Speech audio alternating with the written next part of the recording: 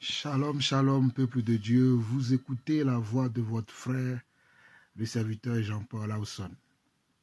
Je suis content, je suis dans la joie d'être avec vous aujourd'hui. Ça fait presque un mois que je vais dire que je suis absent des réseaux sociaux.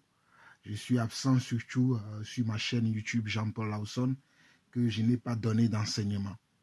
La raison de cette absence est que j'ai l'Internet qui a été coupé chez moi. J'ai eu une panne d'Internet dans toute ma résidence. Je ne suis pas la seule. J'ai eu des voisins qui ont aussi eu le même problème. Donc cela a fait que, bon voilà, je n'ai pas pu partager des enseignements sur ma chaîne YouTube qui porte mon nom, Jean-Paul Lawson, depuis, on va dire, un mois, une semaine. Donc, j'aimerais vous dire aujourd'hui que, bon voilà, l'Internet est de retour chez moi et que dans les jours à venir, dans les semaines à venir, vous aurez chaque fois ces enseignements-là. Je rends grâce à Dieu pour tous ceux qui m'ont contacté, pour tous ceux qui m'aiment, pour tous ceux qui me considèrent comme leurs frères, qui ont prié pour moi, qui ont demandé à avoir des nouvelles de ma famille, qui ont pensé que comme s'il y avait un malheur dans ma famille. Je rends grâce à Dieu. Malgré les difficultés de la vie, malgré, on va dire, malgré les épreuves que nous traversons, ma famille se porte bien, moi-même je vais bien et tout va bien par la grâce de Dieu. Tout va bien. Néanmoins, je réitère ici mes remerciements sincères à tous ces frères et sœurs qui me soutiennent, que ce soit dans les prières, que ce soit dans les jeûnes, que ce soit aussi dans les soutiens matériels. Je vous remercie pour votre amour pour moi, pour votre dévouement pour moi. C'est ainsi que nous devons nous aimer les uns les autres. Et je profite aussi de cette occasion pour vous dire qu'également, moi aussi, même si vous me voyez dans le silence, moi aussi, je prie pour vous. Moi aussi, je prie pour chercher la face du Seigneur afin de pouvoir partager des messages qui sont des messages du Seigneur et ne pas parler juste pour parler. Parce que je me rends compte qu'actuellement, beaucoup parlent juste pour parler. Ce n'est pas parce qu'on est serviteur de Dieu qu'on doit parler. J'aimerais réitérer cela encore. Ce sont des choses que je dis depuis des années. Ce sont des choses que j'enseigne depuis des années. Ce sont des choses qu'en tant qu'enfant de Dieu, nous devons comprendre. Ce n'est pas parce qu'on est serviteur de Dieu qu'on doit parler en tout temps. Voilà, le mot même est clair, serviteur de Dieu. Un serviteur de Dieu parle de la part de Dieu. Un serviteur de Dieu donne des conseils, donne des enseignements qui sont de Dieu. Nos propres enseignements, nos propres vies, nos façons de voir les choses ne sont pas importants. Ce qui est important, c'est la façon de voir de Dieu. C'est la manière de faire de Dieu. C'est la compréhension que Dieu donne des choses qui est important. Je répète encore, c'est la compréhension que Dieu donne des choses qui est important. C'est la manière de Dieu de faire les choses qui est important. Et c'est la parole de Dieu qui doit être importante dans notre vie. Quand je parle de la parole de Dieu, je ne parle pas uniquement de la Bible. Je parle de la communion que nous devons avoir avec son esprit. Nous devons avoir une communion avec l'esprit de Dieu. Très chers frères et sœurs à travers le monde entier. Nous devons avoir une communion avec l'Esprit de Dieu. Car ceux qui sont enfants de Dieu ont reçu l'Esprit de Dieu afin d'être appelés fils de Dieu. C'est ce que la Bible dit dans Jean chapitre 1. Vous le savez très bien. Jean chapitre 1, le verset 10 à 12. À tous ceux qui l'ont reçu. À tous ceux qui l'ont reçu, à tous ceux qui l'ont reçu, il leur a donné le pouvoir, ou bien elle leur a donné le pouvoir de devenir enfants de Dieu. À tous ceux qui l'ont reçu, à tous ceux qui l'ont reçu, à tous ceux qui l'ont reçu, elle leur a donné le pouvoir de devenir enfants de Dieu. Elle, la parole a donné le pouvoir de devenir enfant de Dieu. Elle, la parole, a donné le pouvoir de devenir enfant de Dieu. Alors, si tu es enfant de Dieu, tu as aussi l'Esprit de Dieu, cet Esprit nous enseigne la parole de Dieu et cet Esprit nous conduit dans la vérité. Très chers frères et sœurs, comment pouvons-nous avoir l'Esprit de Dieu et être encore dans les railleries, être encore dans le doute, être encore dans le conformisme, être encore dans la peur, être encore dans l'inquiétude. Comment pouvons-nous être habités par Dieu, le grand Dieu, le Tout-Puissant, l'Éternel des armées, le Roi des rois, je suis, et être encore dans l'inquiétude? Mes chers frères, voilà pourquoi je suis un homme très silencieux des fois. Parce que l'inquiétude ne fait plus partie de ma vie. J'ai vaincu l'inquiétude comme mon Seigneur Jésus aussi a vaincu l'inquiétude. J'ai vaincu la peur comme mon Seigneur Jésus-Christ aussi a vaincu la peur. Et si je me lève pour parler aujourd'hui, c'est pour que toi, mon frère qui m'écoute, toi, ma soeur qui m'écoute, toi, maman qui m'écoute, toi, papa qui m'écoute, toi, peut-être papi ou mamie qui m'écoute, que tu puisses aussi vivre dans la paix, dans la joie et dans les promesses de Dieu. Les promesses de Dieu, ce ne sont pas pour ceux que Dieu ne connaisse pas. Les promesses de Dieu, ce ne sont pas pour ceux qui n'ont pas une relation avec Dieu. Mais les promesses de Dieu, c'est pour ceux qui ont une relation avec Dieu. C'est pour ceux qui connaissent leur Dieu. Alléluia. Je dis bien, les promesses de Dieu sont pour ceux qui connaissent Dieu et ceux qui ont une relation avec leur Dieu. Avant de continuer le message que Dieu m'a mis à cœur, que je vais intituler « Comment garder la foi dans toutes circonstances ». Le titre de mon message, c'est « Comment garder la foi dans toutes circonstances ». Comment garder la joie dans toutes circonstances. Comment garder la paix dans toutes circonstances. Comment être intouchable dans toutes circonstances. Comment être, oh alléluia, indélébile dans toutes circonstances. Comment être immortel dans toutes circonstances. Comment être impénétrable dans toutes circonstances. Moi, je suis impénétrable.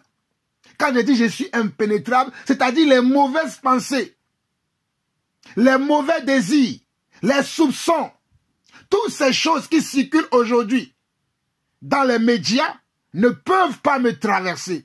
Cela vient même de certains frères, cela vient même de certains prédicateurs, cela vient même de certaines personnes qu'on appelle serviteurs de Dieu. Mais moi, je suis insensible à ces choses, car je vis dans les promesses de Dieu. Je vis dans les promesses de Dieu. J'espère que cela sera pareil aussi pour toi, mon frère, aussi pour toi, ma soeur qui m'entend. J'espère que ce sera pareil aussi pour toi. Je l'espère vraiment. Et je prie pour cela. Voilà pourquoi je vais prier pour démarrer cette petite exhortation. Éternel mon Dieu, je te prie, je te rends grâce encore pour la vie que tu nous donnes, pour le mouvement et l'être que tu nous donnes, pour l'assurance que tu nous donnes, et surtout pour la paix du cœur que tu nous donnes, Papa. Éternel mon Dieu, lorsque tu étais encore sur cette terre, tu disais que nul ne peut servir 2 maîtres. Ou il aimera l'un, ou il haïra l'autre. Et voilà pourquoi, Seigneur Dieu, moi j'ai choisi de t'aimer, afin de haïr l'ennemi, afin de ne pas prêter attention à l'ennemi. Et tu sais combien de fois je t'aime, Seigneur, et je t'aimerai toujours. Éternel, merci pour ce moment que tu me donnes encore, afin que je puisse éclairer ceux qui me posent des questions, ceux qui croient que je peux aussi leur donner ma façon de voir certaines choses, qui n'est pas ma façon de voir certaines choses, mais qui est ta façon de m'enseigner et de me conduire, Papa. Éternel, béni sois-tu encore. Viens te révéler à nous qui sommes tes enfants. Viens nous montrer le droit chemin.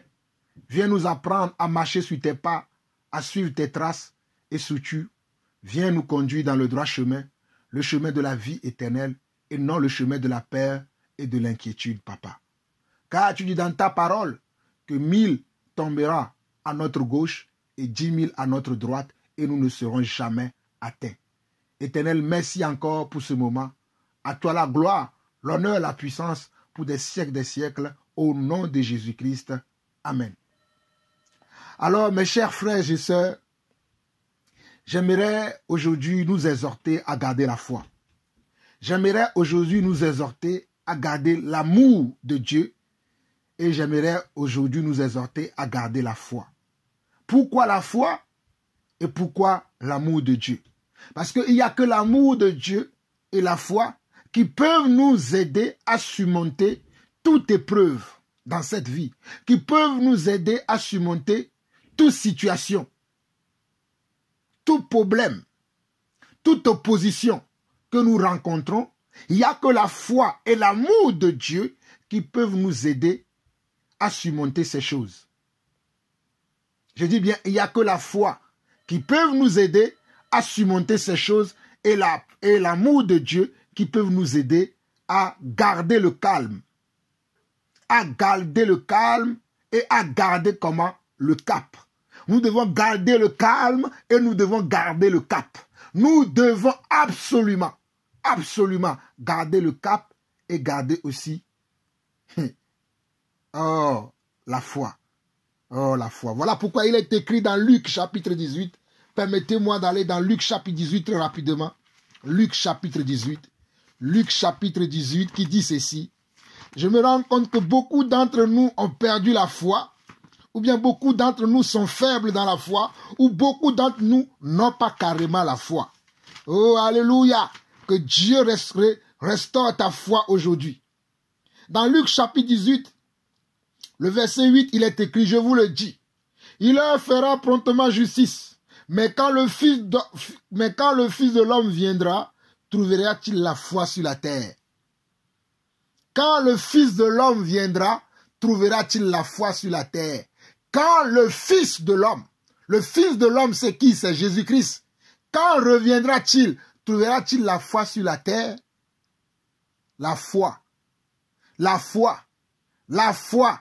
Quand le Fils de l'homme reviendra, est-ce qu'il le trouvera sur la terre? Aujourd'hui, je reçois beaucoup de questions. Je reçois beaucoup de préoccupations de mes frères et sœurs. Certains sont dans la peur, certains sont dans l'inquiétude, certains ne savent pas à quel saint se vouer, d'autres ne savent pas quoi faire. Tout est dans le mélange, tout est dans la crainte dans leur vie. Mais où est votre foi? Où est ta foi, ma sœur? Où est ta foi, mon frère? Dieu n'a-t-il pas fait des promesses dans la parole? Dieu n'a-t-il pas donné des promesses à nous qui sommes ses enfants? Dieu n'a-t-il pas donné des promesses à nous qui sommes ses créatures? Aussi longtemps que les promesses de Dieu seront pour nous qui sommes ses enfants, aussi longtemps je ne craindrai ni la peste ni la terreur de la nuit. Je dis bien aussi longtemps que les promesses de Dieu demeurera pour nous qui sommes ses enfants, aussi longtemps je ne craindrai ni la contagion, ni la peste. Mes chers frères et sœurs, aujourd'hui beaucoup de gens se posent des questions. Devons-nous vacciner ou pas? Devons-nous vacciner ou pas? Ça, c'est des questions que je reçois nuit et jour. Parce qu'il y a quelques-uns qui croient que ce vaccin qui a été trouvé très rapidement, je dis bien ce vaccin contre le coronavirus, le vaccin qui a été trouvé très rapidement contre le Covid-19 ou bien la Covid-19, beaucoup sont dans la peur et dans la crainte aujourd'hui. Et beaucoup se demandent, est-ce que je dois me vacciner ou pas? Et beaucoup me posent la question, est-ce que tu as pris le vaccin? Et beaucoup de mes frères, certains ne me parlent plus parce que j'ai pris le vaccin. Ou certains croient que parce que j'ai pris le vaccin, j'ai reçu la marque de la bête dans mon corps. Ou d'autres croient encore que parce que nous avons été vaccinés, que nous sommes à la merci du diable, que nous sommes à la merci de Satan. Oh, quelle Bible lisez-vous? Quelle foi avez-vous? Quelle croyance as-tu? Quel Dieu pries-tu? Ou quel Dieu crois-tu? Crois-tu l'Éternel, le roi des rois? Crois-tu l'Éternel des armées? Crois-tu le Seigneur des Seigneurs, celui qui dit et la chose arrive, celui qui ordonne et elles existent, tu le crois réellement? Si tu le crois réellement, tu ne pourras pas avoir ce genre de pensée. J'ai vu beaucoup de frères qui sont en train de pointer du doigt leurs frères qui ont pris le vaccin de coronavirus, qui ont pris le vaccin contre la COVID-19. J'ai vu beaucoup de frères qui sont en train de doigter leurs frères qui ont pris ce vaccin. Mais mes chers frères et sœurs, permettez-moi de vous dire une chose. Nous sommes sauvés par la foi et nous sommes libres de vivre notre foi comme bon nous le semble. C'est pour la liberté que Christ nous a affranchis. Je répète encore, dans Galates chapitre 5, le verset 1, il est écrit que c'est pour la liberté que Christ nous a affranchis. Et cette liberté dans laquelle Christ nous a mis ne doit pas être l'objet de sarcasme, de moquerie, et surtout de condamnation pour certaines personnes. Pour vous qui condamnez vos frères et sœurs qui ont pris le vaccin aujourd'hui, est-ce que vous avez l'amour de Dieu? Je me pose des questions vous concernant. Certains, je n'ose pas vous parler parce que je vois que vous êtes encore très jeunes dans la foi. Je crois que vous êtes encore très jeunes dans l'enseignement. Et parce que vous êtes très jeunes dans l'enseignement, vous voulez vous faire connaître aussi par le monde que vous dites n'importe quoi. Vous, je ne vous calcule pas. Mais je veux parler à ceux-là qui sont matures dans la foi. Ceux-là, quand je dis qu'ils sont matures dans la foi, c'est-à-dire ceux qui sont matures dans le Seigneur, qui, ça fait des années qu'ils sont dans le Seigneur, qui ont fait leur preuve en tant que des serviteurs de Dieu, mais qui aujourd'hui sèment la zizanie, sèment la peur, sèment la moquerie, sèment la condamnation dans le royaume de Dieu. J'aimerais vous interpeller à ce que vous vous posez de bonnes questions. Êtes-vous des serviteurs de Dieu ou bien des serviteurs des hommes? Voilà la question que vous devez vous poser. Êtes-vous des serviteurs de Dieu ou des serviteurs des hommes? Parce qu'un serviteur de Dieu doit toujours faire les choses que Dieu aime. Un serviteur de Dieu doit toujours dire les choses qui viennent de Dieu. Un serviteur de Dieu, en d'autres mots, doit représenter Dieu sur terre. Mais je me rends compte aujourd'hui que certains serviteurs de Dieu représentent la peur, représentent le doute, représentent le tâtonnement, représentent l'inquiétude aujourd'hui dans l'église de Dieu. Je me rends compte que certaines sœurs, certains frères sont maintenant des canaux de peur, des canaux de doute. Est-ce que c'est normal? Est-ce que cela est normal? Est-ce que devons-nous rester comme ça et dire que nous sommes des enfants de Dieu? Et dire que je suis servante de Dieu, serviteur de Dieu? Waouh! Il y en a même qui se lèvent, qui disent que Dieu m'a révélé. Mes chers frères et sœurs, faites attention. Quand vous dites que Dieu m'a révélé, quand vous dites que Dieu m'a dit, faites beaucoup attention. Par tes paroles, tu seras justifié et par tes paroles, tu seras condamné. Par tes paroles, tu seras justifié et par tes paroles, tu seras condamné. Beaucoup d'entre vous, vous levez, j'ai fait un songe, j'ai eu une vision, j'ai été au ciel, j'ai été ceci, j'ai été cela, et j'ai vu ceci, et Dieu m'a dit de venir dire ceci. Dieu est-il à l'origine vraiment de ce que tu révèles au monde entier? Dieu est-il à l'origine vraiment de ce que tu parles, de ce dont tu es fier, de ceux dont tu dis que Dieu t'a envoyé et que tu es son serviteur ou sa servante? Dieu est-il vraiment le porteur de ce message? Dieu est-il vraiment le repère de ce message? Dieu est-il vraiment l'auteur de ce message que tu as donné, de ce songe que tu as partagé, de ce rêve, cette vision que tu as partagée, dont le monde entier a suivi? Et que beaucoup sont dans la peur et dans l'inquiétude aujourd'hui. Mes chers frères et sœurs, je vais vous donner un premier avertissement.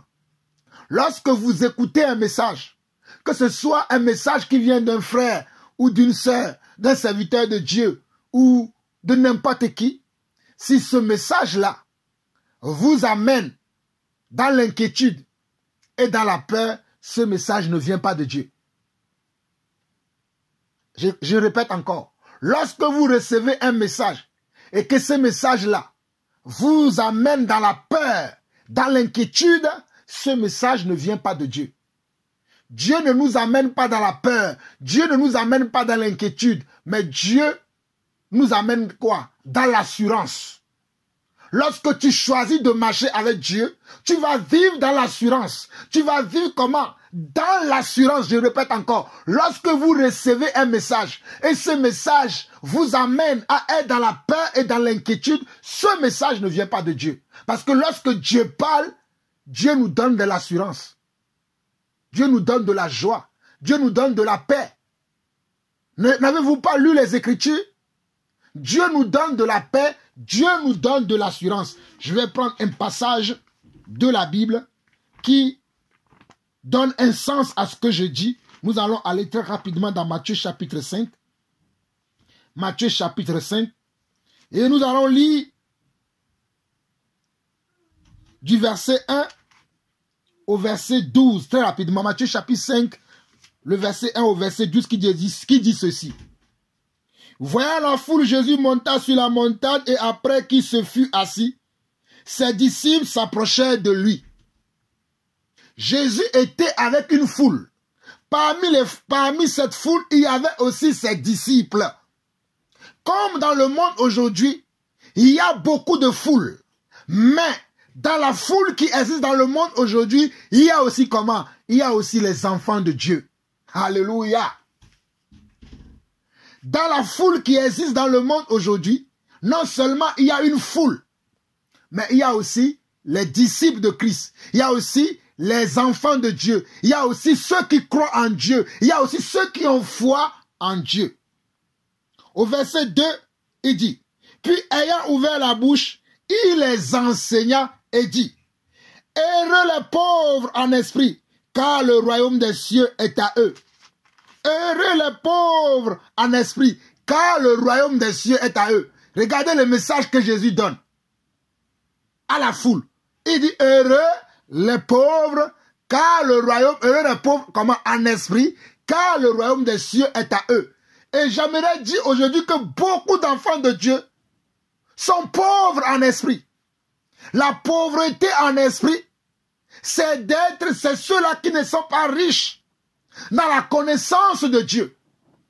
Voilà pourquoi la Bible dit que mon peuple périt, faute de connaissance, parce que mon peuple refuse la connaissance. Il y a beaucoup d'enfants de Dieu aujourd'hui qui ont refusé la connaissance de Dieu, ce qui fait qu'ils sont devenus des pauvres en esprit. Ils ne sont pas riches en esprit. Ils n'ont pas la connaissance de Dieu. Ils n'ont pas la connaissance de la façon de faire de Dieu. Ils n'ont pas la connaissance des voies de Dieu. Ils n'ont pas la connaissance de comment? Des préceptes, des façons de faire, des agissements, des comportements et surtout du caractère de Dieu. Ils sont pauvres dans la connaissance du caractère de Dieu. Ils ne connaissent pas le caractère de Dieu. Alors là, quand tout le monde va parler et quelqu'un va dire que Dieu m'a dit ceci, ils vont écouter ce genre de personnes parce qu'ils sont pauvres en esprit. Parce qu'ils sont pauvres en esprit veut dire parce qu'ils sont pauvres selon la connaissance de Dieu. Ils sont pauvres dans la connaissance de Dieu. Continuons.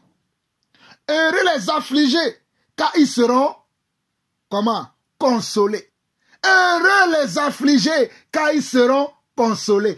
Est-ce que tu es affligé aujourd'hui à cause du coronavirus, à cause du vaccin, à cause de je ne sais pas quoi? Qu'est-ce qui t'afflige aujourd'hui? Sois heureux parce que Dieu te console. Toi qui es affligé parce que tu as reçu une condamnation, parce que tu t'es fait vacciner, ou parce que tu ne veux pas te vacciner, on t'a condamné, on t'a jugé, on t'a traité de n'importe quoi, de peureux ou de peureuse, d'inquiète. Sois dans la paix aujourd'hui. Verset 5. Heureux les humbles de cœur, car ils hériteront la terre. Heureux les humbles de terre, de cœur plutôt. Heureux les humbles de cœur, car ils hériteront la terre. Heureux les humbles de cœur, car ils hériteront la terre. Aujourd'hui, l'humilité a disparu dans l'église. Tout le monde est devenu orgueilleux. Tout le monde est devenu orgueilleux aujourd'hui. C'est moi qui sais, c'est moi qui connais, c'est moi qui a révélé, c'est moi à qui on a dit, c'est moi qui a dit ça. Mes chers frères et sœurs, moi je ne connais rien, je ne sais rien. J'essaie de vivre que dans les promesses de Dieu. Mes chers frères et sœurs, je vous l'avoue volontairement aujourd'hui. Je ne connais rien, je ne sais rien, je ne suis rien. Je vis dans les promesses de Dieu. La seule différence entre vous et moi, c'est que moi j'ai choisi de vivre dans les promesses de Dieu. J'ai choisi de m'attacher aux promesses de Dieu. J'ai choisi de m'agripper aux promesses de Dieu. Alléluia. Oh, j'espère que toi qui m'écoutes, toi qui m'entends quelque part, tu vas faire le choix, toi aussi, de te coller aux promesses de Dieu. De ne plus rester dans ton coin. De ne plus croire que c'est fini pour toi. De ne plus accepter les moqueries, les railleries des uns et des autres. Mais que tu vas accepter ta modeste connaissance que tu as de Dieu. Mes chers frères et sœurs, la Bible déclare que nous connaissons en partie, selon 1 Corinthiens chapitre 13, et que nous parlons aussi en partie, nous prophétisons en partie. Nul ne peut dire que lui, il sait tout, il connaît tout, il sait tout ce qui se passe. Nul ne peut le dire. Celui qui prétend que lui, il connaît tout, il sait tout ce qui se passe sur cette terre, il le maîtrise, fuyez-le. Si quelqu'un vous dit que tout ce qui se passe sur cette terre, il le maîtrise, il le connaît, il sait d'où ça sort, il sait toutes choses, fuyez-le. Moi, je ne connais pas tout. Je ne sais pas tout. Mais je sais de vivre dans les promesses de Dieu. Alléluia. Je sais de vivre dans les promesses de Dieu. Alors, j'aimerais prendre un passage très rapidement dans l'Apocalypse parce que je veux aller vers la fin de ma petite exhortation très rapidement. Je vais aller prendre Apocalypse chapitre 13 très rapidement pour révéler 2-3 choses et conclure très rapidement cette petite exhortation. Dans Apocalypse chapitre 13, on nous parle de la marque de la bête que beaucoup d'entre nous croient aujourd'hui que cette marque de la bête-là est déjà là. Beaucoup croient aujourd'hui que la marque de la bête, c'est le vaccin de Covid-19, c'est le Covid-19. Beaucoup croient déjà que la marque de la bête, c'est déjà là. Ce que moi, je ne crois pas parce que l'église n'a pas été encore enlevée. Et tout compte fait, il y a encore les promesses de Dieu pour moi. Alléluia. Mais j'aimerais prendre quelques passages dans ce passage de Apocalypse chapitre 13 très rapidement pour donner aussi mon point de vue afin de rassurer ceux-là qui me posent des questions, afin de rassurer ceux-là qui me demandent qu'est-ce qu'on doit faire. Comprenons d'abord ce que la Bible dit dans Apocalypse chapitre 13. Et mes chers frères et sœurs, le livre d'Apocalypse est un livre de prophétie. Écoutez-moi très bien. Le livre d'Apocalypse est un livre de prophétie dans laquelle certaines prophéties sont déjà accomplies, d'autres ne sont pas encore accomplies. Le livre d'Apocalypse est gorgé de prophéties, est rempli de prophéties. La plupart de ces prophéties ne sont pas encore accomplies. Et la plupart de ces prophéties sont difficiles à comprendre. Je dis bien la plupart de ces prophéties sont difficiles à comprendre. Et je peux vous l'avouer, il y a encore des choses dans le livre d'Apocalypse que je ne comprends pas ou bien que je ne maîtrise pas. Même Jean, l'apôtre Jean, qui a reçu cette prophétie, ne l'avait pas totalement compris. Même l'apôtre Jean, qui était sur l'île de Patmos, recevant le livre d'Apocalypse, n'a pas tout compris. Alors toi, mon frère qui est assis chez toi, toi, ma soeur qui est assise chez toi, ou bien toi, serviteur de Dieu qui dirige une assemblée, pourquoi veux-tu dire que tu as tout compris en sémant la peur et la zizanie dans le corps du Christ? Pourquoi veux-tu mettre l'inquiétude, la peur dans le cœur de tes frères et sœurs? Comment pouvons-nous amener la peur dans l'église? Gardons la foi. Gardons la foi. Gardons la foi. Ne sortons pas de notre foi. Ne sortons pas de notre assurance. Ne sortons pas de la foi qui nous donne l'assurance. Mais gardons cette foi. Allons très rapidement lire ce livre d'Apocalypse très rapidement. Dans Apocalypse chapitre 13, il est écrit ceci. Je vais survoler la lecture, mais je vais m'arrêter sur quelques versets qui me semblent être importants à expliquer très brièvement. Dans Apocalypse chapitre 13, il est dit ceci. Puis je vis monter de la mer une bête qui avait 10 cornes et 7 têtes, et sur ses cornes 10 diadèmes, et sur ses têtes des noms de blasphème. La bête que je vis était semblable à un léopard, ses pieds étaient comme ceux d'un ours, et sa gueule comme une gueule de lion. Le dragon qui donnait sa puissance, son trône et une grande autorité. Et je vis l'une de ses têtes comme blessée à mort, mais sa blessure mortelle fut guérie, remplie d'admiration, la terre entière suivit la bête. Et ils adoraient le dragon parce qu'il avait donné l'autorité à la bête. Ils adoraient la bête en disant qu'il est semblable à la bête, qui est semblable à la bête et qui peut combattre comme elle. Et il lui fut donné une bouche qui proférait des paroles arrogantes et des blasphèmes. Il lui fut donné le pouvoir d'agir pendant 42 mois. Et elle ouvrit sa bouche pour proférer des blasphèmes comme Dieu, pour blasphémer son nom, son tabernacle et ceux qui habitent dans le ciel. Il lui fut donné de faire la guerre aux saints et les vaincre. Il lui fut donné autorité sur toute tribu, tout peuple, toute langue et toute nation. Regardez, quand nous commençons cette lecture que j'ai faite avec beaucoup de massacres, je n'ai pas lu correctement, je le reconnais, mais quand nous commençons cette lecture, vous allez voir qu'il y a des animaux qui ont été cités. Ces animaux représentent quoi? Représentent des esprits. Représentent comment? Des façons de faire. Ce n'est pas ces animaux-là que nous allons voir sur terre physiquement. Ce ne sont pas des choses que nous allons voir agir physiquement. Mais ce sont des esprits. Et c'est comment? C'est un caractère. Quand je dis c'est un esprit, c'est-à-dire c'est un esprit qu'un homme va manifester. C'est un esprit qu'un homme va manifester. Ce sont des caractères qu'un homme va manifester. Tout ce que nous avons lu du verset 1 jusqu'au verset 6, ce sont des esprits ou bien ce sont des caractères qu'un homme manifestera à son temps. Je répète encore, tout ce que nous lisons dans Apocalypse chapitre 13, le verset 1 à 6 ou à 7, ce sont des caractères ou des esprits qu'un homme va manifester à son temps, lorsque le temps là sera arrivé. Mais regardez le verset 7. On dit, il lui fut donné. Il fut donné à qui? À cet homme qui sera derrière toutes ces caractéristiques que nous avons vues. Le dragon, la bête.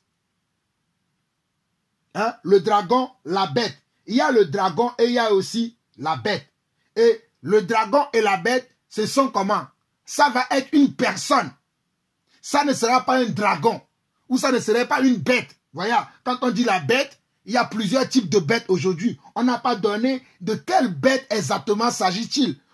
Bon, dans le verset 2, on nous parle des animaux. Mais je veux dire simplement ici, quand on parle du dragon et de la bête, on veut parler d'un être humain, de quelqu'un qui va apparaître à un moment donné sur la terre et qui va commencer à poser certains actes, qui va commencer à faire certaines choses. Voilà, c'est de ça qu'il s'agit ici.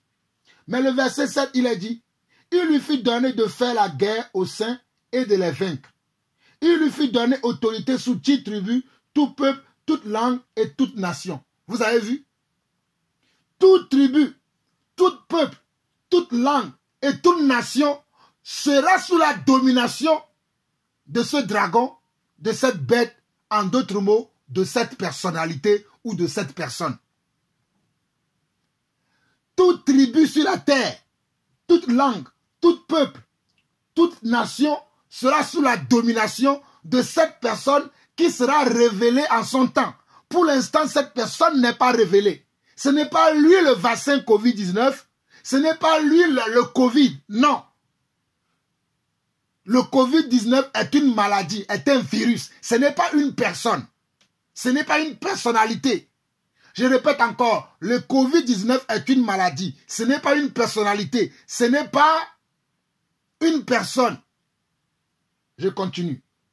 Regardez bien le verset 8. Et le verset 8, il dit, « Et tous les habitants de la terre l'adoreront, ceux dont le nom n'a pas écrit dans le livre de vie de l'agneau qui a été immolé dès la fondation du monde. » Ceux qui vont succomber sous la domination de ce dragon, de la bête, qu'on appelle encore l'antéchrist, ce sont ceux qui n'ont pas leur nom écrit dans le livre de vie. Ce sont ceux qui n'ont pas été reconnus comme en tant qu'enfants de Dieu. Ce sont ceux qui n'ont pas reçu le Seigneur Jésus dans leur vie.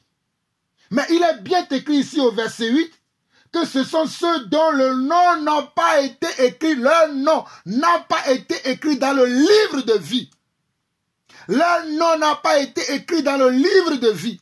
Alors que moi, la Bible déclare dans Jean chapitre 1, le verset 10 à 12, que à tous ceux qui l'ont reçu, à tous ceux qui l'ont reçu, elle leur a donné le pouvoir de devenir enfants de Dieu, lesquels ne sont plus nés, non de la volonté de la chair, non de la volonté du sang, mais de qui? Mais de Dieu. Alléluia. Donc toi, mon frère, toi, ma soeur, qui m'entends aujourd'hui, que tu sois vacciné ou non vacciné, tu es né de Dieu. Tu es né de Dieu, tu es enfant de Dieu. Et tu vas le voir dans la suite du passage qui dit ceci. Dans le verset 8 d'Apocalypse, il est dit, « Et tous les habitants de la terre l'adoreront, ceux dont le nom n'a pas été écrit dans le livre de vie de l'agneau, qui a été immolé dès la fondation du monde. » Vous avez vu, ceux qui n'ont pas leur nom dans le livre de l'agneau. L'agneau c'est qui? L'agneau c'est Jésus-Christ. L'agneau c'est lui qui est la parole, qui s'est fait chair et qui a habité parmi nous. L'agneau c'est la parole qui est venue chez les siens et que les siens ne l'ont pas reconnu. L'agneau c'est Jésus qui est le médiateur entre Dieu et les hommes, qui est le sauveur du monde entier. Dans ceux que l'agneau n'a pas mandaté, ceux que l'agneau n'a pas... ceux qui n'ont pas reçu le sceau de l'agneau seront à la merci du dragon, de la bête et de l'antéchrist. Je dis bien ceux qui n'ont pas le sceau de l'agneau, c'est-à-dire qui n'ont pas reçu l'esprit de l'agneau, l'esprit de la foi, alléluia. Ceux qui ont foi en Dieu, ils seront comment? Ils seront à la merci de l'agneau, parce que l'agneau ne les reconnaît pas, l'agneau ne les connaît pas, ils ne sont pas amis de l'agneau, ils ne sont pas enfants de l'agneau, ils ne sont pas fils de l'agneau, ils n'ont aucune relation avec l'agneau. Ceux-là, ils pourront être tourmentés, ils pourront être malmenés, ils pourront être dans la prison de la bête, du dragon et de l'antéchrist, parce qu'ils n'ont aucune relation avec l'agneau. Amen. Et je continue. Vers le verset 14 au verset 15, il est écrit ici, ceci dans Apocalypse chapitre 13 toujours, vers le verset 14 et le verset 15, il est écrit, « Et elle séduisait les habitants de la terre. » Qui séduisait? C'est toujours la bête ou le dragon qui séduit toujours. « Et elle séduisait les habitants de la terre par les prodiges qui lui étaient donnés d'opérer en présence de la bête, disant aux habitants de la terre de faire une image de la bête qui avait été blessée par l'épée et qui vivait. Et il lui fut donné d'animer l'image de la bête, afin que l'image de la bête parle et qu'elle fasse que tout ce qui n'adorerait pas l'image de la bête soit tué. Je ne crois pas que ceux qui ont fait le vaccin aujourd'hui, avant de faire le vaccin, est-ce qu'on vous a demandé d'adorer une image? Quand vous vous vaccinez, est-ce qu'on vous demande d'adorer une image? Est-ce qu'on vous parle même d'une image? Est-ce qu'on vous parle même d'une personne? On parle d'un virus. On parle ici d'un virus qui tue. On parle ici d'un virus qui fait mal dans le monde. Et ce virus a fait déjà beaucoup de morts. Et bien évidemment, il y a des gens qui ont été vaccinés, qui sont morts. Et il y en a d'autres qui n'ont pas été vaccinés, qui sont également morts.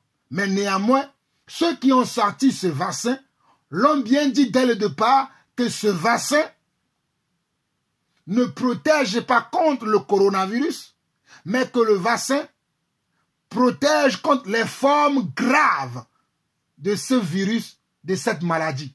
Le vaccin est uniquement là pour te protéger de faire une forme grave, de faire une forme qui va te malmener la vie, qui va te faire souffrir dans la chair. C'est pour ça que ce vaccin a été créé. Ceux qui parlent que c'est un test de l'antéchrist, moi je ne veux pas aller jusque-là. On va prendre les choses terre à terre, on va être simple. Amen. Je continue.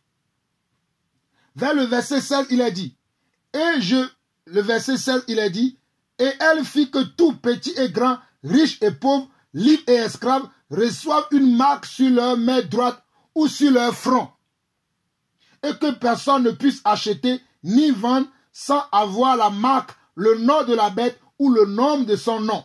C'est ici la sagesse, que celui qui a de l'intelligence calcule le nombre de la bête, car c'est un nombre d'hommes, et son nombre est 666. Mes chers frères et sœurs, le verset 16 au verset 18 révèle ce que je vois aujourd'hui circuler sur les réseaux sociaux, que le vaccin Covid-19 est la marque de la bête et est le 666. Beaucoup de gens ont fait beaucoup d'enseignements sur ce sujet. Beaucoup de pasteurs ont donné leur avis sur ce sujet. Beaucoup de pasteurs ont parlé sur ça. Et tellement il y a beaucoup de choses à comprendre. Regardez bien dans le verset 16. Il est écrit, et elle fit que tout petit et grand, riche et pauvre, libre et esclave, reçoivent une marque sur leur main droite ou sur leur front. Est-ce que le vaccin Covid-19 est fait sur la main droite ou sur le front aujourd'hui? Voilà la question que je pose à ceux-là qui défendent cette croyance que le vaccin le vaccin contre le coronavirus est la marque de la bête. Est-ce que le vaccin là est-elle fait sur le front ou sur la main? Est-ce que le vaccin est fait sur le front ou sur la main? Moi, j'ai été vacciné et j'ai été vacciné dans mon épaule gauche. J'ai été vacciné dans mon épaule gauche. Alors, quand tu vas te vacciner, pour ceux qui ne sont pas encore vaccinés, qui ne le savent pas, lorsque tu veux te vacciner, on te pose une question. Si tu es gaucher, on va te vacciner, comment? Dans ton épaule droite. Si tu es droitier, on va te vacciner dans ton épaule gauche. Je répète encore, lorsque tu veux avoir le vaccin contre le coronavirus, en fonction de ta personnalité, d'un trait, de ton caractère, c'est ce que je viens d'expliquer. Si tu es gaucher, on te vaccinera dans ton épaule droite. Si tu es droitier, on te vaccinera dans ton épaule gauche. Ici, il n'y a pas question de front ni de main. La main est différente de l'épaule. Et l'épaule est différente comment? Du front. Mais ici, il est clair dans le passage que nous lisons que le verset 16 d'Apocalypse chapitre 13, on nous dit, et elle fit que tout petit et grand, riche et pauvre, libre et esclave, reçoivent une marque sur leur main droite ou sur leur front. C'est spécifique. La marque de la bête, on va le recevoir sur une partie de notre corps qui est très spécifiques. On a dit le front et on a aussi dit quoi? La main droite. On a dit le front et la main droite. Je n'ai jamais vu déjà dans le monde quelqu'un qui a été vacciné sur son front ou sur sa main droite. Auquel cas, s'il y a quelqu'un qui a été vacciné sur son front ou sur sa main droite, que la personne vienne nous le montrer que moi j'ai été pour me vacciner, on m'a vacciné sur mon front ou on m'a vacciné sur ma main droite. Pour l'instant, je n'ai jamais vu quelqu'un qui a été vacciné sur son front ou sur sa main droite. Alors, par rapport à ce verset-là, nous comprenons déjà que le vaccin contre la COVID-19 ou bien contre le coronavirus n'a rien à voir avec la marque de la bête. N'a rien à voir avec le chiffre 666. Je sais que certains disent que c'est un précurseur du 666. Je sais que certains disent que c'est le test qu'on est en train de tester le monde à recevoir le 666. Je sais que beaucoup de gens parlent comme ça. Moi, je ne parlerai pas comme ça parce que je ne le crois pas. Beaucoup de gens sont en train de croire que le vaccin contre le coronavirus est un test pour la préparation à recevoir la marque de la bête, à recevoir le chiffre 666. Les gens sont libres de croire ce qu'ils veulent. Mais moi, j'ai choisi de ne pas croire à n'importe quoi. Parce qu'aujourd'hui, dans le monde, pour voyager, il faut un passeport. Est-ce que le passeport aussi est un marque de la bête? Si tu n'as pas le passeport, aujourd'hui, tu ne voyages pas. Pour voyager aujourd'hui, soit il te faut une carte d'identité, ou un passeport, ou un laissez-passer, selon les lois qui régissent le pays ou le continent dans lequel tu veux aller. Est-ce que le passeport aussi est une marque de la bête? Est-ce que la carte d'identité aussi est une marque de la bête? Est-ce que le laisser-passer aussi est une marque de la bête? Dans certains pays, dans certains endroits, pour y aller dans ce pays-là, il faut non seulement avoir un passeport, une carte d'identité, un laisser-passer ou un visa, mais en plus de cela, il te faut être vacciné. Il y a certains types de vaccins que tu dois faire pour te rendre à ce pays-là. Si tu ne l'as pas fait, quand tu arrives dans le pays, on va te demander qu'avant que tu ne rentres sur notre territoire, tu dois faire tel et tel ou tel vaccin. Ça, ce sont des lois qui régissent le monde. Alléluia. Ce sont des lois qui sont des lois de, comment je veux dire, les lois sociaux, les lois communautaires, afin que nous puissions avoir une vie saine, afin que nous puissions avoir une vie sereine. Cela n'a rien à voir avec les prophéties de la Bible. Je dis bien, cela n'a rien à voir avec les prophéties de la Bible. C'est simplement, c'est une loi fondamentale qui régissent le monde actuel, qui régissent la communauté actuelle, afin que nous puissions avoir une vie saine. Parce que dans certains endroits, il y a certains types de maladies que dans d'autres endroits, on ne voit pas. Par exemple, en Afrique, il y a le paludisme qui tue beaucoup. Mais en Europe, c'est rare de voir quelqu'un mourir par le paludisme. Mais en Afrique, beaucoup de gens meurent par le paludisme. Alors là, quand tu vas te rendre en Afrique, on va te demander de faire un certain genre de vaccin. Est-ce que cela aussi, c'est la marque de la bête? Mes chers frères et sœurs, utilisons quand même notre bon sens afin de ne pas rentrer dans n'importe quoi et de dire n'importe quoi aux gens. Je dis bien, aujourd'hui, dans certains endroits, dans certains pays de l'Asie, quand tu veux te rendre là-bas, on va te recommander de faire certains vaccins avant d'aller dans ces endroits. Est-ce que c'est également la marque de la bête? Si nous voulons avoir peur de tout et de rien, si nous voulons considérer tout et n'importe quoi, non. La marque de la bête viendra. La marque de la bête viendra, mais il viendra à son temps. Nous allons aller voir comment est-ce que cela va venir. Mais la marque de la bête viendra à son temps pour que nous puissions être sûrs. Aujourd'hui, il faut que nous prenions tous les passages de la Bible qui parlent de cela. Nous ne pouvons pas utiliser une seule passage ou bien un seul passage de la Bible pour faire notre théorie et dire que la marque de la bête est déjà là. Non. dès le départ, dès que ce virus a commencé, j'ai déjà dit que moi, je me ferai vacciner. Parce que j'ai étudié le sujet. J'ai prié. J'ai cherché la face de Dieu. J'ai demandé à Dieu qu'est-ce qui se passe. La seule chose que Dieu m'a dit, a dit, toute chose concourt au bien de ceux qui aiment Dieu. Garde ta foi et marche par la foi et marche dans mes promesses. C'est tout ce que Dieu m'a dit. Voilà pourquoi depuis le commencement de cette maladie, de ce fléau, moi j'ai dit, je vais me vacciner. Et lorsque j'ai eu la possibilité de me vacciner, je me suis vacciné. Il y a deux mois de cela déjà que je me suis vacciné. Donc comprenons que le vaccin du coronavirus n'a rien à voir avec la marque de la bête.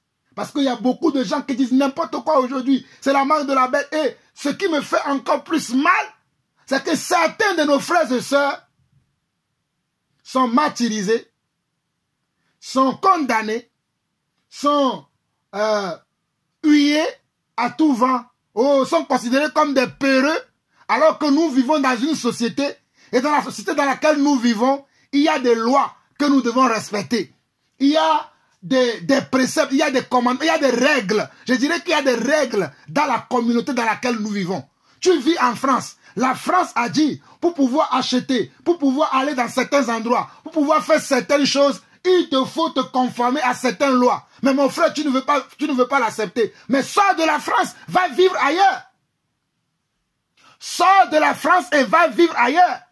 Si tu veux vivre en Europe et que les Européens ont décidé de faire certaines choses, qu'ils considèrent que cela sera bénéfique à toute la population européenne et que toi, avec ta foi, tu dis non, je ne veux pas faire ce genre de choses, sors de l'Europe, va vivre où tu veux. Mais c'est toi qui veux rester en Europe, mais tu ne veux pas te vacciner. Mon ami, à un moment donné, tu vas te vacciner. Pour l'instant, je ne veux pas rester sur ce point parce qu'il y a des gens qui sont stupides. Je les trouve stupides, au fait. Ils sont stupides. Il y aura un moment donné, toi qui luttes avec le vaccin aujourd'hui, je te le dis, tu le feras. Je te le dis, tu vas le faire. Sinon, tu ne pourras pas rester sur ce territoire. Tu ne pourras pas travailler. Tu ne pourras pas vivre à ta façon. Ce n'est pas encore ce dont la Bible parle dans Apocalypse chapitre 13. Ce n'est pas encore cela. Ce n'est pas encore cela. Ça, c'est une autre chose. Parce qu'on a dit d'adorer une image, d'adorer une bête, d'adorer une personne. Mais pour l'instant, lorsqu'on demande à quelqu'un d'être vacciné, on ne lui demande pas d'adorer quelqu'un, d'adorer une image. On lui dit de le faire à cause de comment? À cause de la fébrilité de sa santé ou bien pour ne pas que lui, il soit quelqu'un qui contamine les autres. Cela, c'est une règle sociétale. C'est une règle communautarisme. Parce que tu vis dans une communauté et dans cette communauté, il y a des règles que tu dois respecter. Cela n'a rien à voir avec comment? Avec la parole de Dieu.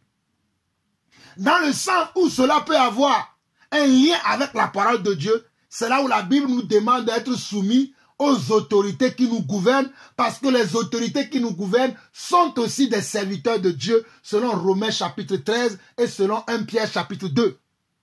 Les autorités qui nous gouvernent sont aussi des serviteurs de Dieu. Des fois, il y a des décisions qu'ils prennent. Ces décisions sont des décisions qui viennent de Dieu.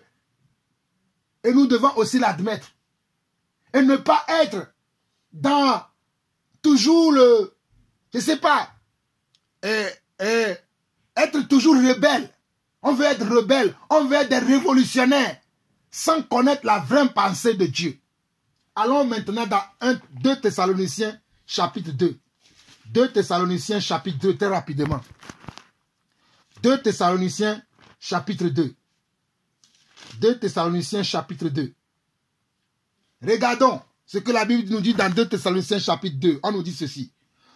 Pour ce qui concerne l'avènement de notre Seigneur Jésus-Christ et notre réunion avec lui, nous vous prions, frères, de ne pas vous laisser facilement ébranler dans votre bon sens et de ne pas vous laisser troubler, soit par quelques inspirations, soit par une parole ou par une lettre qui semblerait venir de nous comme si le jour du Seigneur était déjà là. J'aime beaucoup le verset 2 de ce passage. Moi, je vis dans les promesses de Dieu. Et cette parole que je viens de vous lire dans 2 Thessaloniciens chapitre 2, le verset 2, est une promesse de Dieu. C'est une promesse de Dieu. Regardez ce que la parole dit.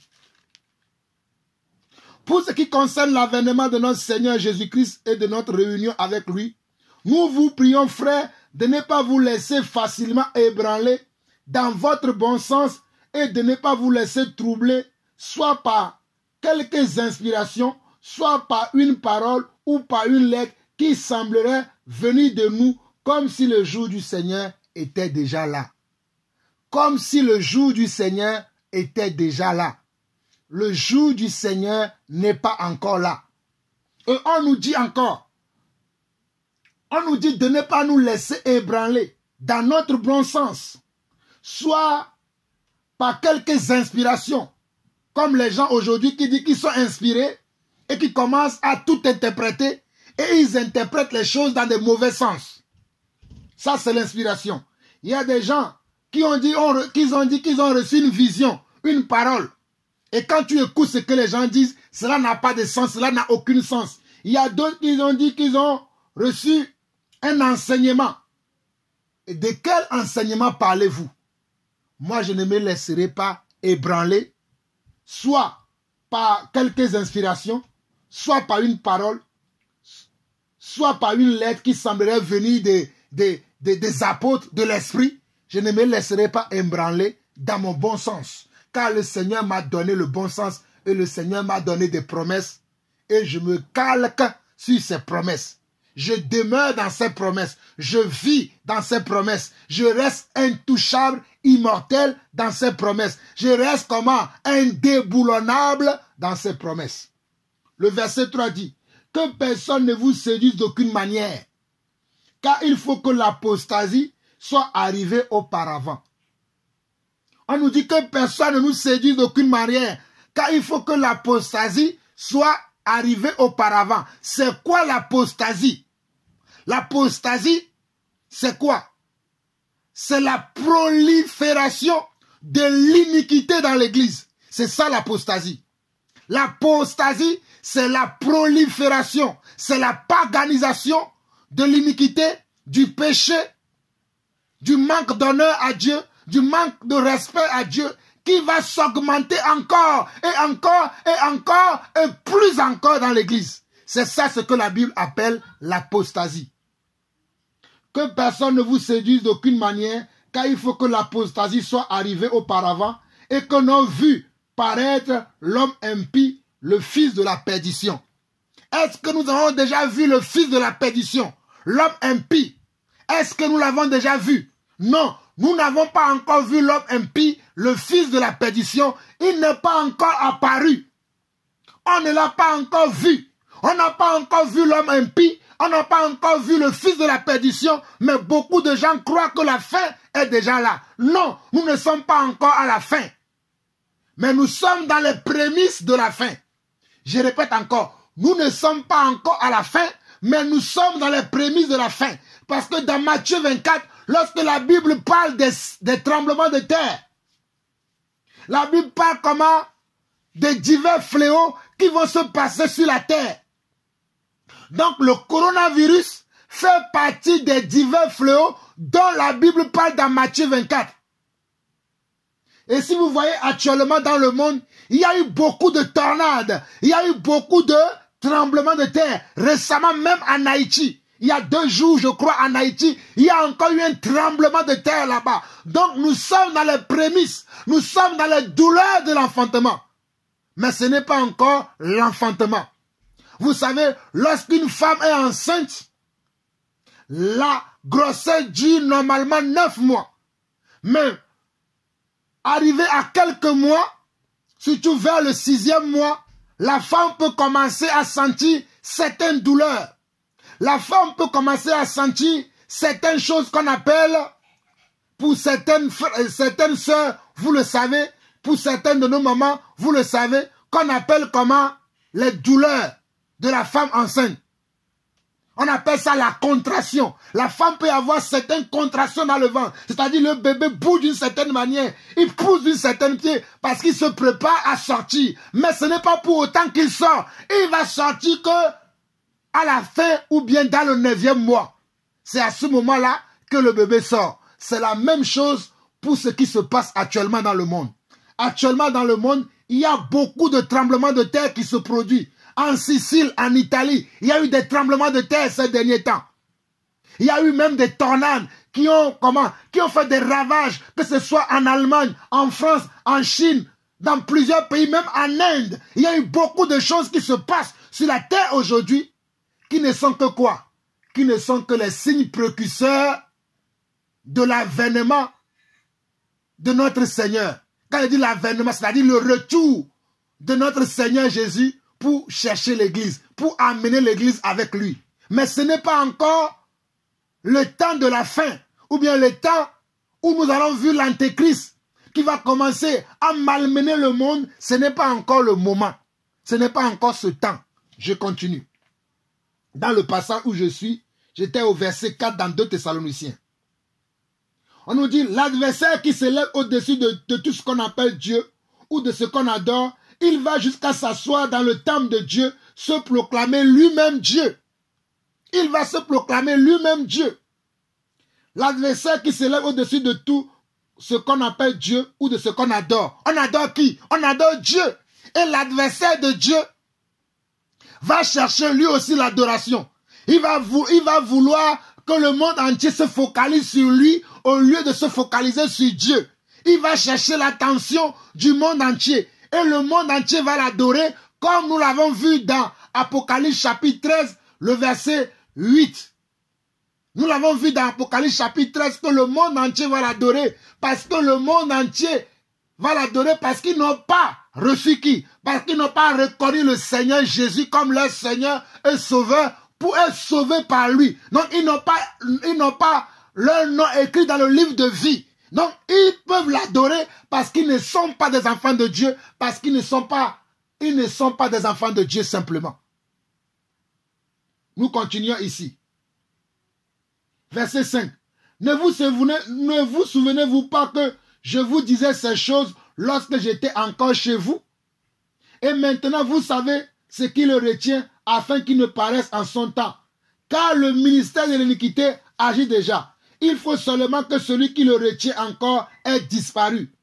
Et alors paraîtra l'impie que le Seigneur Jésus détruira par le souffle de sa bouche et qu'il l'écrasera par l'éclat de son avènement. Mais qui retient l'impie aujourd'hui? C'est l'Église. C'est nous les croyants. Tant que le Seigneur Jésus n'est pas venu nous enlever, l'impie ne pourra pas se paraître, ne pourra pas apparaître et commencer à appliquer ce qu'il a décidé de faire. Il ne peut pas commencer à agir parce que l'Église est encore sur terre. Mais une fois que l'Église aura disparu, pour la disparition de l'Église, allez méditer 1 Thessaloniciens chapitre 4. La Bible parle de comment l'Église va partir dans 1 Thessaloniciens chapitre 4. Vous pouvez méditer aussi 1 Corinthiens chapitre 15 et vous verrez comment nous aurons l'enlèvement. Dans 1 Corinthiens chapitre 15, l'apôtre Paul en parle et dans 1 Thessaloniciens chapitre 4, on parle de l'apparition aussi de Jésus-Christ dans 1 Thessaloniciens chapitre 4. Mais ici, on nous avertit pour nous faire comprendre comment l'antéchrist va agir, comment l'homme qui veut prendre la place de Dieu, qui veut qu'on l'adore, au lieu qu'on adore Dieu, lui va vouloir qu'on l'adore, il va vouloir qu'on le respecte, il va vouloir que toute l'adoration, toute l'attention que nous portons à Dieu, qu'on le porte sur lui. Mais avant cela, l'Église va être enlevée. Parce que c'est l'Église qui est encore sur terre qui fait que ces choses ne sont pas encore accomplies. Ce sont des prophéties. Ce sont des prophéties qui ne sont pas encore accomplies. Mais ces prophéties s'accompliront à leur temps. Amen. Mes chers frères et sœurs, waouh, je n'ai pas voulu parler beaucoup comme ça, mais j'ai trop parlé. Je vais m'arrêter là et vous donner quelques promesses qui nous donne la paix, qui nous donne la joie, qui nous donne d'avoir le cœur net et qui nous permet de vivre dans la persévérance et de vivre dans la foi. Amen. Il y a une chose que j'aimerais réitérer avant de nous donner ces passages, c'est que beaucoup d'enfants de Dieu aujourd'hui inventent toutes sortes de raisons pour soutenir certaines idées, comme quoi l'antéchrist est déjà là, comme quoi le vaccin c'est le signe de la bête. Il faut que ces gens qui pensent ces choses arrêtent de penser ces choses. Et vous qui suivez ces choses aussi, vous arrêtez de suivre ces choses. Nous ne pouvons pas dire que nous sommes plus saints que d'autres personnes. Nous ne pouvons pas dire parce que nous prions plus que d'autres personnes, que nous avons beaucoup plus de prophéties, beaucoup plus de révélations que d'autres personnes. La présence de Dieu dans la vie des uns et des autres ne dépend pas de nous. La présence de Dieu dans la vie des uns et des autres ne dépend pas de moi, ne dépend pas de toi. Mais cela dépend uniquement de Dieu lui-même. La promesse de Dieu est pour les enfants de Dieu tous. La présence de Dieu avec nous est inconditionnelle. La présence de Dieu avec nous est inconditionnelle. Mes chers frères et sœurs, la présence de Dieu avec nous est inconditionnelle. Regardez, dans 1 Timothée, très rapidement, voilà les promesses de Dieu. Dans 1 Timothée, je vais vous lire ce passage très rapidement. Dans 1 Timothée chapitre 4, il a dit ceci.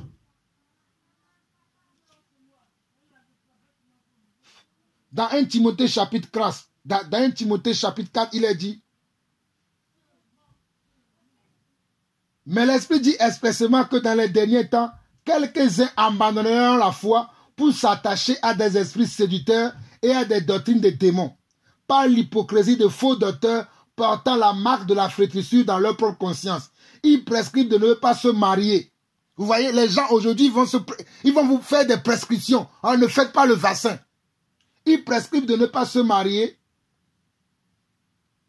et de s'abstenir d'aliments que Dieu a créés pour qu'ils soient pris avec action de grâce par ceux qui sont fidèles et qui ont connu la vérité.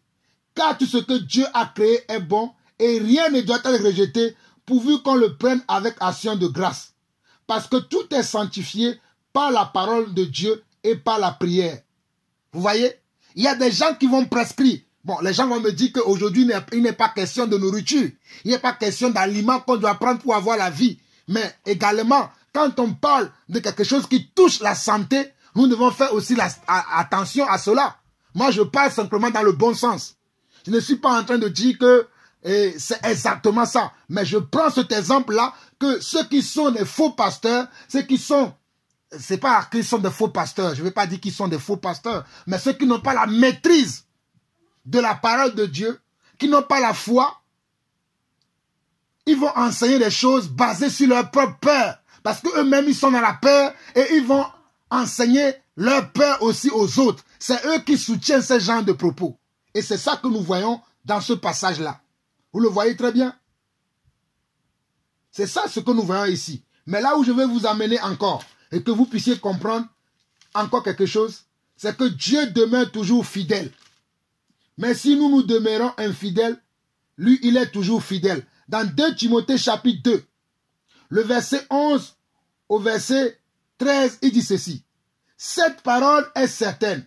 Si nous sommes morts avec lui, nous vivrons aussi avec lui. Si nous persévérons, nous régnerons aussi avec lui. Si nous le régnons, lui aussi nous régnera. Si nous sommes infidèles, il demeure fidèle car il ne peut se renier lui-même. Vous voyez, si nous nous demeurons infidèles à Dieu, lui, il demeure toujours fidèle à lui-même, fidèle à ses promesses. Voilà pourquoi je dis que cela ne dépend pas de nous, mais cela dépend de lui. Alléluia. La présence de Dieu dans notre vie est inconditionnelle. Cela ne dépend pas de nous, mais ça dépend de lui. Parce que si nous le régnons, il nous régnera. Régner Dieu veut dire quoi? Régner Dieu veut dire que tu dis que Dieu ne fait pas partie de ta vie, tu ne crois pas en Dieu. Tu ne veux plus croire en lui. Ça, c'est ce qu'on appelle régner Dieu.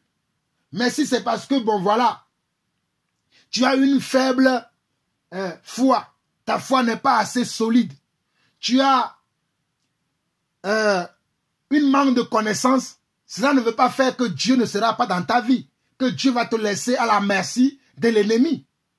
Beaucoup d'enfants de Dieu ne sont pas remplis de foi. Beaucoup d'enfants de Dieu ne sont pas remplis de connaissances. Il y a même des gens qui ne savent même pas lire la Bible. Il y a même des gens qui ne savent même pas lire la Bible, mais ils ont la présence de Dieu dans leur vie. Voilà pourquoi je dis que la présence de Dieu est inconditionnelle. Voilà. Donc, nous allons prendre quelques passages pour lire les promesses de Dieu et je vais m'arrêter là. Prenons Josué 1, le verset 5 qui dit ceci. Josué 1, le verset 5, très rapidement. Josué chapitre 1, le verset 5 qui dit ceci. Dieu a fait une promesse à Josué. Et aujourd'hui, je suis comme un Josué, tu es comme un Josué. Et cette promesse, elle est valable pour toi, elle est valable pour moi. Si tu as la foi, garde ces promesses pour toi et ne sois pas dans la crainte ni dans la peur. Car Dieu est le même hier, aujourd'hui et éternellement. Nul ne tiendra devant toi. Josué chapitre 1, le verset 5 dit ceci. Nul ne tiendra devant toi tant que tu vivras. Je serai avec toi comme j'ai été avec Moïse. Je ne te délaisserai point et je ne t'abandonnerai point. Fortifie-toi et prends courage, car c'est toi qui mettras ce peuple en possession du pays que j'ai juré à leur père de leur donner. Mais regardez bien le verset 5 de Josué chapitre 1. Dieu disait à Josué, nul ne tiendra devant toi tant que tu vivras. Je serai avec toi comme j'ai été avec Moïse. Je ne te délaisserai point, je ne t'abandonnerai point. C'est la même chose que Dieu nous dit dans Matthieu chapitre 28, le verset 20. Matthieu 28, le verset 20. C'est la même chose que Dieu nous dit. Nous allons lire ça très rapidement. Matthieu 28, le verset 20. Matthieu 28, le verset 20, il est écrit ceci. Matthieu 28, le verset 20, il est dit. Et enseignez-leur tout ce que je vous ai prescrit. Et voici, je suis avec vous tous les jours jusqu'à la fin du monde. Si Dieu est avec moi, pourquoi moi je vais avoir peur? Si Dieu vit avec moi, si je suis enfant de Dieu, Dieu dit qu'il est avec moi jusqu'à la fin du monde. Dieu n'a pas dit je vous laisse à la merci de l'ennemi. Je vous laisse dans les mains de Satan. Il a dit je suis avec vous jusqu'à la fin du monde.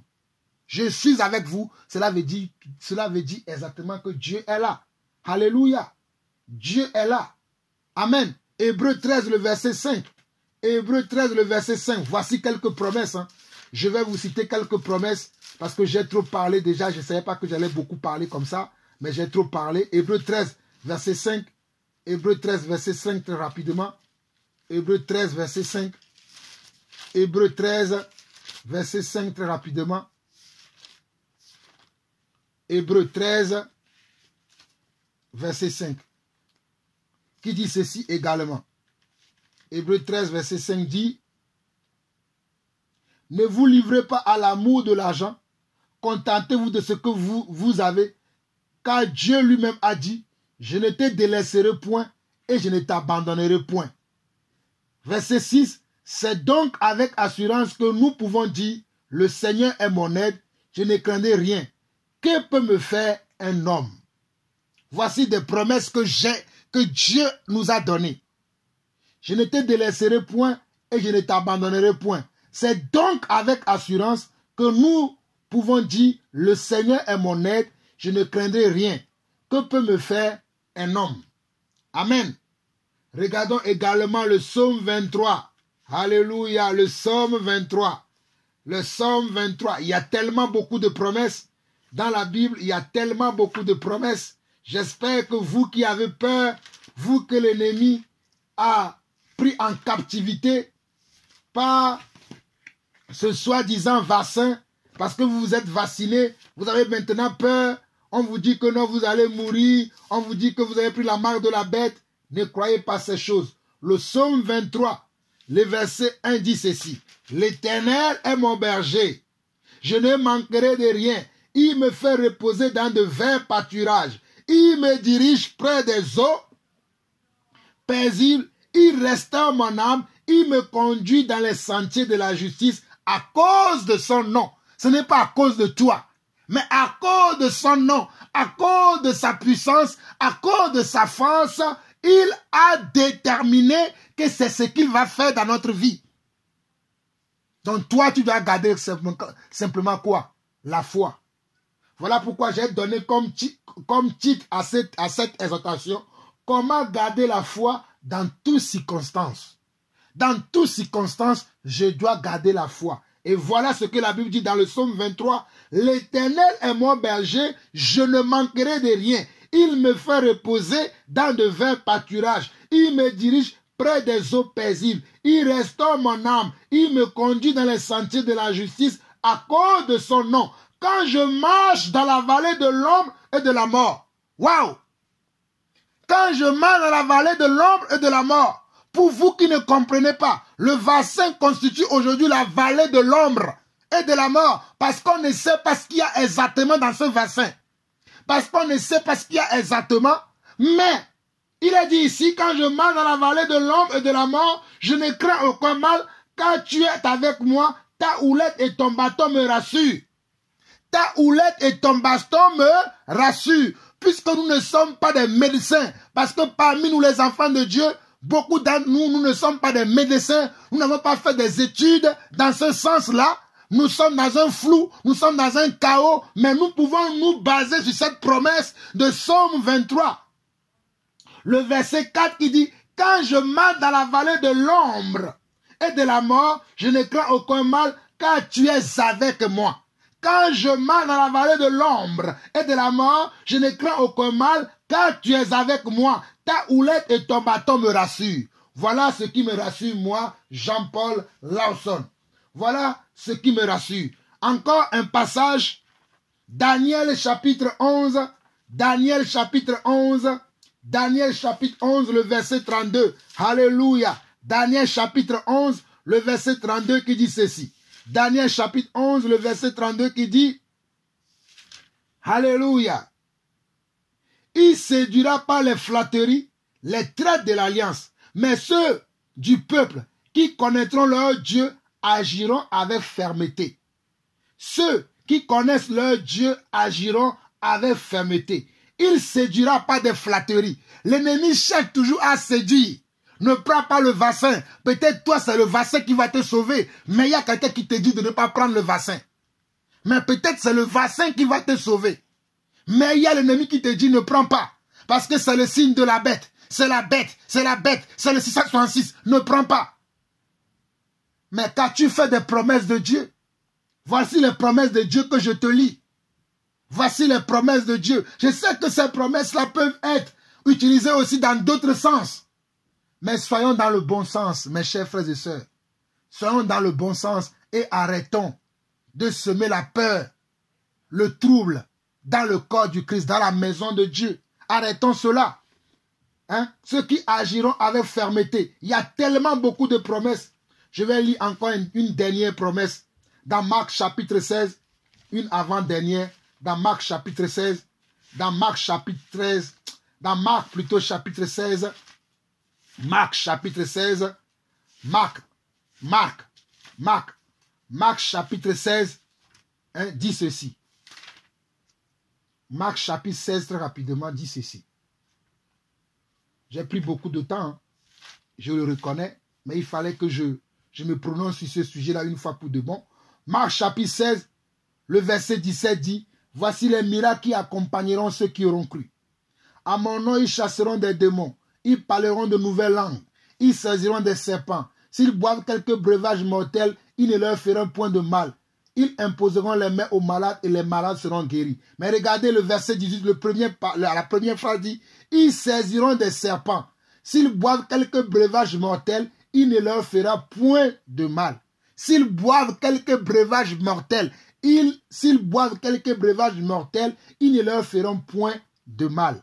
De quoi s'agit-il? S'ils boivent quelques breuvages mortels, si vous buvez quelques breuvages mortels, cela ne vous fera point de mal. C'est une promesse. Alléluia, si nous croyons à la Bible, c'est une promesse. Romains 8, le verset 25 dit ceci. Romains 8, plutôt le verset 28 dit, « Nous savons du reste que toutes choses concourent au bien de ceux qui aiment Dieu, de ceux qui sont appelés selon son dessein. Car ceux qu'il a connus d'avance, il les a aussi prédestinés à être semblables à l'image de son Fils, afin que son Fils soit le premier-né de beaucoup de frères. Et ceux qu'il a prédestinés, il les a aussi appelés. Et ceux qu'il a appelés, il les a aussi justifiés. Et ceux qu'il a justifiés, il les a aussi glorifiés. Mais regardez bien le verset 28. Nous savons du reste que toutes choses concourent au bien de ceux qui aiment Dieu, de ceux qui sont appelés selon son dessein. On a dit toutes choses ici. Ici, il est question de toutes choses. Donc, toutes choses concourent au bien de ceux qui aiment Dieu. Donc, je ne veux pas avoir peur des vaccins, mais je veux avoir confiance en Dieu pour vivre dans la foi, pour vivre dans la persévérance, pour vivre comment? Dans la foi totale et ne pas avoir peur de ce que l'ennemi veut que j'ai peur. Non, je ne veux pas avoir peur. Et je peux lire un dernier passage pour vous dans Romains chapitre 4. Romains chapitre 4, le verset 16 au verset 18. C'est pourquoi les héritiers le sont par la foi, pour que ce soit par grâce, afin que la promesse soit assurée à toute la postérité, non seulement à celles qui sont sous la loi, mais aussi à celles qui, à la foi d'Abraham, notre Père a tout, selon il est écrit, j'étais établi Père d'un grand nombre de nations. Il est notre Père devant celui auquel il a cru. Dieu qui donne la vie aux morts et qui appelle les choses qui ne sont point comme si elles étaient. Donc sache que Dieu donne la vie aux morts. Donc si tu as reçu le vaccin et ce vaccin doit te faire mourir, Dieu te donnera la vie. Dieu te rendra ta vie. Au verset 18, on nous dit, espérant contre toute espérance, il crut et devint ainsi le Père d'un grand nombre de nations, selon ce qui lui avait été dit, telle sera ta postérité. Donc, Abraham a espéré contre toute espérance. Donc, toi aussi, pendant ce temps où le monde entier vit dans la peur, vit dans la crainte, vit dans le doute, vit dans le je ne sais pas, je vais avancer, je ne vais pas avancer, je vais faire, je ne vais pas faire, comment ne pas faire, toi mon frère, toi ma soeur, considère que Dieu est avec toi et Dieu ne te délaissera jamais. Il y a beaucoup de promesses dans la parole de Dieu où Dieu nous promet qu'il sera avec nous jusqu'à la fin des temps. C'est vrai que ce vaccin suscite beaucoup de rébellions, beaucoup de questionnements, mais crois-moi mon frère, Dieu ne laissera pas qu'un simple vaccin te tue. S'il t'a sauvé depuis tant d'années, ce n'est pas un vaccin qui va te tuer, ou bien ce n'est pas un vaccin qui va faire que Dieu va te délaisser. Alors garde ta foi, avance et continue ta marche. Prie, si tu veux te vacciner, vaccine-toi. Si tu ne veux pas te vacciner, ne te vaccine pas. Fais comme bon te semble selon ta foi. Si tu veux te vacciner, vaccine-toi. Si tu ne veux pas te vacciner, ne te vaccine pas. Mais garde ta foi que toute autre chose. Moi, mon conseil aux uns aux autres aujourd'hui, c'est que chacun vive selon sa foi. Si tu veux te vacciner, vaccine-toi. Si tu ne veux pas te vacciner, ne te vaccine pas. Mais ne veux pas pleurer demain que si je savais ou si je savais. Non. Que ta foi te conduise. Sois conduit par la foi. Ne sois pas conduit par les commentaires des uns et les commentaires des autres. Mais conduis-toi par ta foi. Vis par ton esprit. Vis dans la présence de Dieu. Vis dans les promesses de Dieu. Vis dans la foi et non dans la crainte et non dans la peur. Que le Seigneur vous bénisse. J'ai été long, j'ai été très long, mais il fallait que je me prononce une fois pour de bon. Si vous voyez mes vidéos qui datent d'avril, qui datent de mars, qui datent de février 2021, j'avais déjà donné mon point de vue par rapport à ce vaccin, par rapport à ce qui se passe, avec beaucoup de détails, pas d'empressement, parce qu'aujourd'hui je voulais parler, et j'ai parlé tellement avec beaucoup d'empressement aussi, mais j'espère que vous avez compris mon message. Mon message, c'est que nous devons garder la foi dans toutes circonstances. Le message que je vous donne aujourd'hui, c'est que nous devons garder la foi. Nous ne devons pas avoir peur, nous ne devons pas vivre dans l'inquiétude, nous ne devons pas vivre dans la crainte ni dans la peur, mais nous devons garder la foi, car le Seigneur a promis qu'il sera avec nous jusqu'à la fin du monde. Christ a promis d'être avec nous jusqu'à la fin de toutes choses. Donc même dans le vaccin, le Seigneur sera avec toi. Même sans le vaccin, le Seigneur sera avec toi. Donc comprends mon frère que ni la peur ni la crainte ne doit pas être l'objet de tes méditations, mais la foi. la confiance, l'espérance, la confiance, la foi, l'espérance, la confiance, la foi et l'espérance. Shalom, shalom et shalom.